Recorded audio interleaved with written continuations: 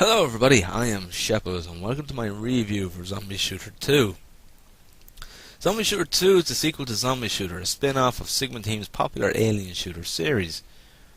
Like the previous shooter titles, it is an action shooter similar to that of games in the 90s, but modernized with RPG elements. The game takes place where the player gets to choose from a selection of 8 different characters, 4 male and 4 female, each with their own stats, starting equipment and background story.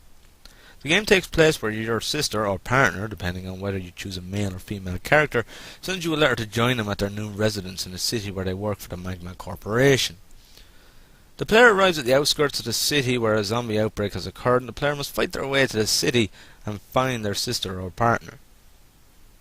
Like in Alien Shooter 2, the player gets a choice of 8 different perks from the start of the game. Each perk then also is a stat of its own that the player can increase as they wish with each level up. Perks include Vampire, which gives the player the ability to heal themselves when dealing damage to enemies, Quicker Learner, which gives you an increase in experience, Boxer, which increases your melee damage, Hypnotist, which allows you to hypnotize enemies to fight against their own, just to name a few. Along with that, at the start, the player is given 3 skill points to distribute to what stats they wish to their character before starting the game. Like in Alien Shooter 2, the player has full access to an inventory where they can hold items and swap them as they please, along with access to a shop where they can purchase new weapons, armor and items and ammo to help them along the way, as well as selling old equipment or ammo and items that they no longer require. The player is also given an implant slot which allows them to use an implant of their choice. Implants increase the player's stats by the number of what is described within the description of it. As you progress through the game, you find bigger, better and more expensive implants that further increase your stats to help you make yourself stronger and help you along the way. The game also has a total of 4 difficulties, which include easy, medium, hard and impossible. With the harder the difficulty, the more damage enemies can take and the more damage they deal to the player. The gameplay sticks true to that of the shooter series and is really a lot of fun to go around slaughtering the thousands of enemies that will be standing between you and your goal, and there's more than enough weapons to keep your itchy trigger finger pleased.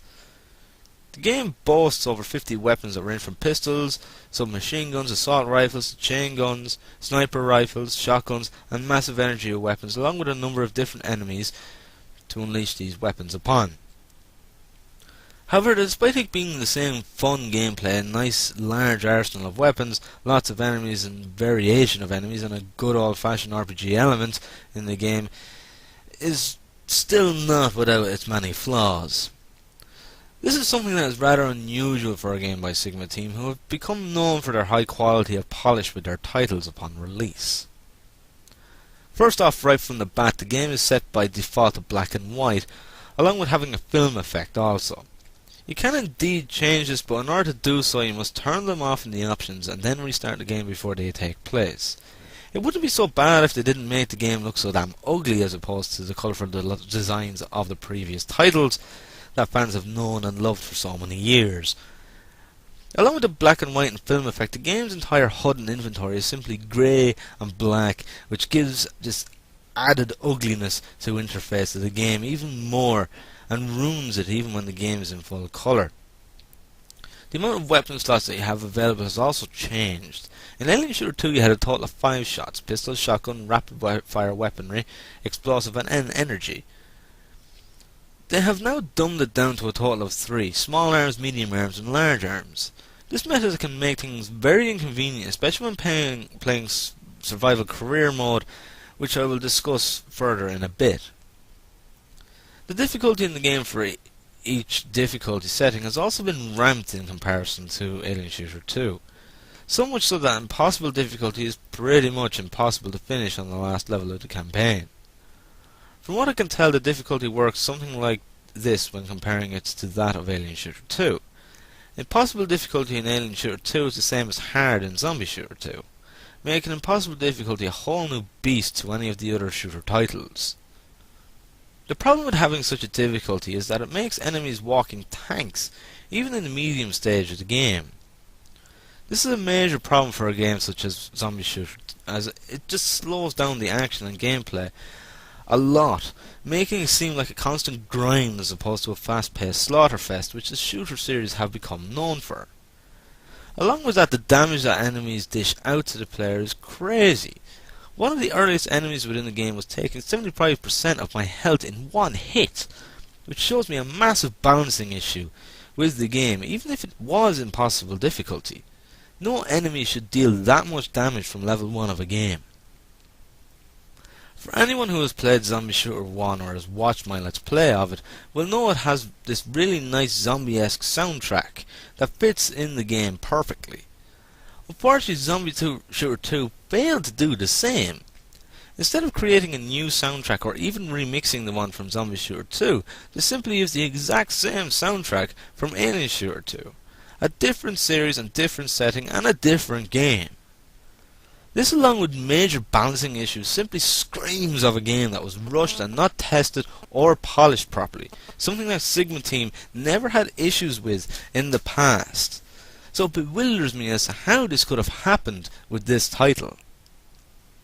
The game was supposed to also have voice acting in it, like that of Alien Shooter 2. However, despite there being a voice sound option in the audio options, there was, however, no actual voiceovers for any of the characters in the game. As to whether this was intended and it was forgotten, as to change the option, or whether it was always intended but to have voice overs, but it never got fulfilled, remains a mystery. There are also problems that were present in the first Zombie Shooter, where you can get stuck in walls and other terrain where it is impossible to get out, or sometimes levels may not load properly, causing for the level to be impossible to complete and requires you to start over. Now I shall continue my discussion about survival career, where the problems lie with that.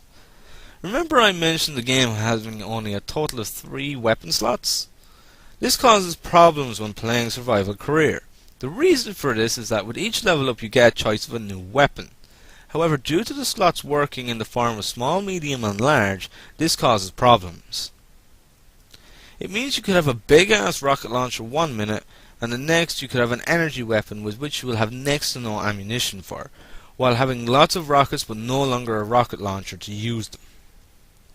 The same applies for machine guns and shotguns. In a sense, you could have lots of ammo for the shotgun and then be forced to change to a machine gun with barely any ammunition. As if this problem hadn't made survival career hard enough to complete, the difficulty ramp up has made it even harder than ever before. In Alien Shooter 2, the game would automatically change the difficulty to normal when playing the survival career, which it also does in Zombie Shooter 2, but the problem lies with the fact that playing normal here is like playing hard in Alien Shooter 2. The difficulty ramp makes survival career literally a game of pot luck. If you don't get enough armor drops, you are as good as dead due to the amount of enemies that appear and the amount of damage that those enemies do to you. It truly makes the survival career mode almost impossible to complete unless you have luck on your side, and without luck you have no chance whatsoever.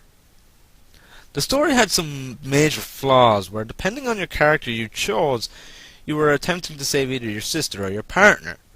However, throughout the game, no matter your character choice, the person is referred to as your sister despite the change in the letter at the start of the game depending on your choice. This just shows complete and utter carelessness in the development of the game.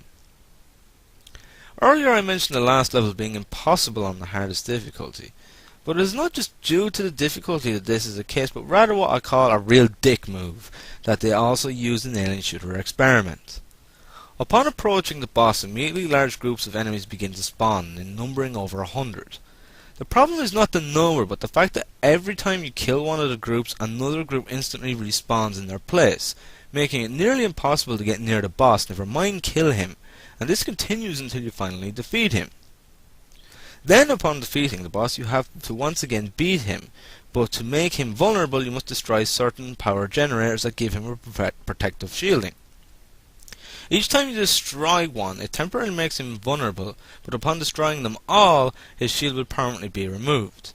The problem is that you're not just fighting him one-on-one, but you're still getting rather tough enemies constantly spawning in, and you also have to deal with them as he constantly is lobbing explosive things at you which eat your armor and health. It truly is a horrible boss fight, particularly at higher difficulty levels. For some strange and unknown reason they made a change to the character stat values and implant values in comparison to Alien Shooter 2. For example, in Alien Shooter 2 you gain 5 stat points a level, while here you only gain 1 stat point a level.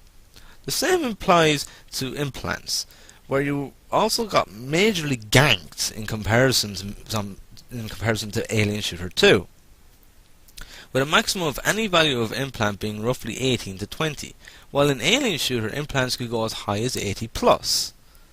This is a perfect example of attempting to fix something that is not broken, and it just added even more to the balancing issues of the game and truly did not work.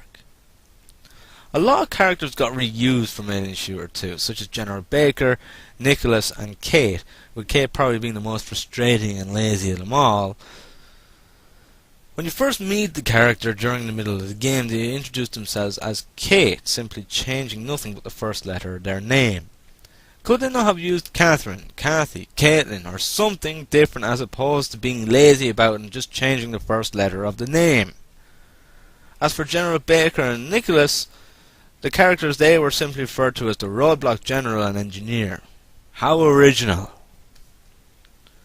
And one final, very minor issue that I have with Zombie Shooter 2 is the lack of enemy death animations compared to that of Alien Shooter 2. In Alien Shooter 2 you had a total of 3 death animations.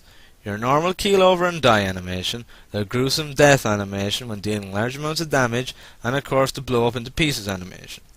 In Zombie Shooter 2 there is but 2 death animations, the normal and the exploding one, which shows the lack of concentration and love that was put into Alien Shooter 2 in comparison to the complete and utter bundle up of Zombie Shooter 2. Alright, maybe I'm starting to get a little bit nitpicky now, but let's be honest. In comparison to Sigma Team's usual excellent efforts, polish, love and care that they put into their games, this is an abomination. From ugly interfaces, dumbed down inventory, conflicting storylines, balancing issues, lack of original soundtrack, no voice acting, attempting to fix a stat system that wasn't broke in the first place, and lazy reuse of characters from the series as a spin-off, shows just how much of a rushed project this game was, and shows the lack of love, care and polish compared to that of their previous titles. I have to give the game a 3 out of 10. Despite it being fun and the survival, stand firm and gun stand modes adding to that fun, it is nevertheless a very poor game and by far the worst of any of the shooter games that Sigma Team have released. Let's just hope it is the last one like this that they make. Should you wish to play the game for yourself, it can be bought on GOG.com for $5.99, along with Zombie Shooter, Alien Shooter Gold and Alien Shooter 2 Reloaded also being available to purchase via GOG.com, each for $5.99 US. Thank you very much for watching. I hope that you've enjoyed the video, and as always, I will see you in the next one. Thank you, and have fun.